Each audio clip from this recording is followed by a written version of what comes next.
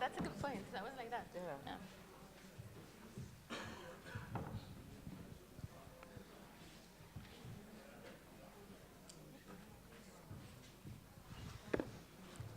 Good morning, everybody. Thank you so much for joining us today in this panel that we hope is going to be really interesting. Thank you very much for being here. This panel is about an amazing partnership between Amnesty International and amazing artists here in Nuart. So it's very exciting for us. Some of us in Amnesty, we are more used to advocacy meetings, so this is a very exciting opportunity. We wanted to show you a little bit of a, motivating video to start with.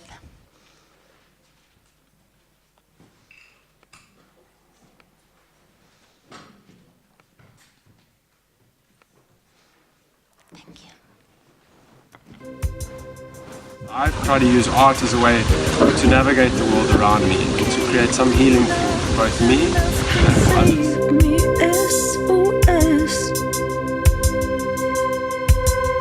When you gone. The message is soft and poetic, and so it can resonate with people and people can identify with it and hopefully inspire them to make the change within themselves and then the change within society. Though I try, how can I carry on?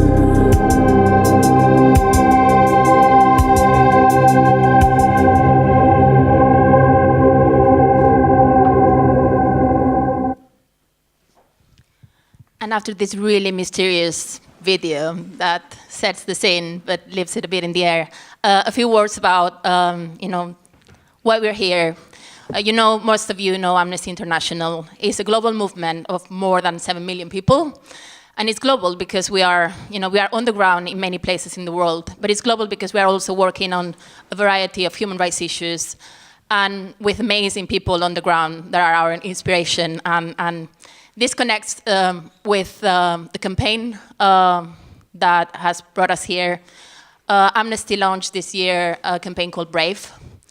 It's about human rights activists. It's about human rights defenders that are putting themselves on the front line to defend the rights of their communities or, their society to change things. And the concept human rights defender is a bit vague because it could be anyone. You are human rights defenders. But the reason why the UN gave a special name to it and a special protection to human rights defenders is because some people around the world, because they defend human rights, they are suffering horrible human rights violations. It can be, it can be very subtle. It can be just harassment. Sometimes it can be, being killed for what you believe.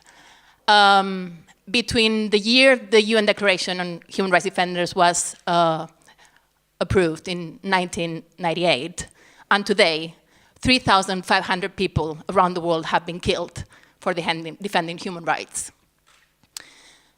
This is the gruesome fact. There's a lot of other human rights violations human rights defenders are suffering. It goes from surveillance, threats, harassment, being threatened with your kids being killed, these kind of things, so that they are silent.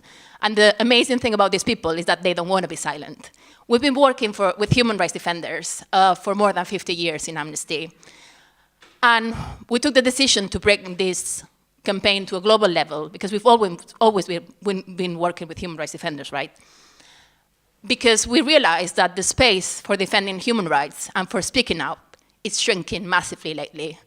Only in 2017, and that's what we know, but 281 people were killed for defending human rights.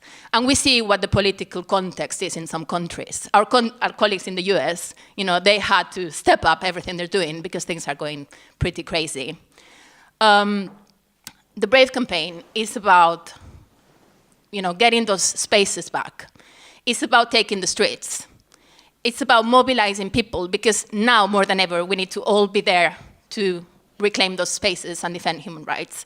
And that connects really strongly with this event because it's about activism, and art can be activism. It gets to people. It amplifies the message, which is something human rights organizations often struggle with. So I'm just gonna stop talking now and move on to presenting you our amazing panel. We have Sakris Kupila from Finland.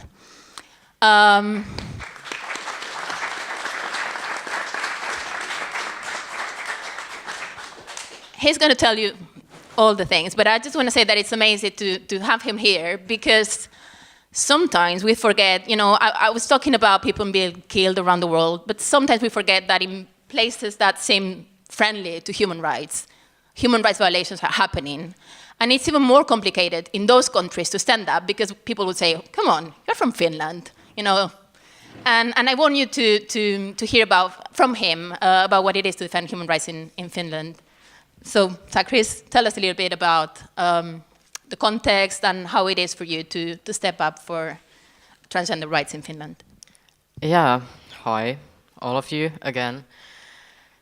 So, as of a little background, I'm 21, I'm a human rights defender, trans rights activist. I've been doing this work for roughly 3 years now, publicly on a national and international level.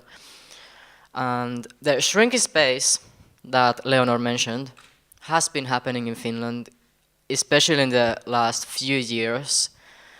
The atmosphere has changed so much. Whatever human rights you stand up for, you are going to receive hate, you are going to receive threats, people are going to try to silence you. I've been involved in this campaign to change the Finnish Trans Act, the law of gender recognition, which is right now the most biggest human rights violation, maybe in Finland, but at least for trans people. It requires a mental illness diagnosis, being over 18, and enforced sterilization. And the problems I actually face is that when I try to speak in Finland about these issues, I try to tell them that it's wrong to, for example, require sterilization from me. It would be a forced surgery, basically. They tell me, like, oh, shut up, you're in Finland, there are people getting killed. In other countries, what are you talking about? You're fine. It's just a marginal issue. And, well, even though I live in Finland, I am young, I'm privileged in many ways, I still receive a lot of threats. And it's not just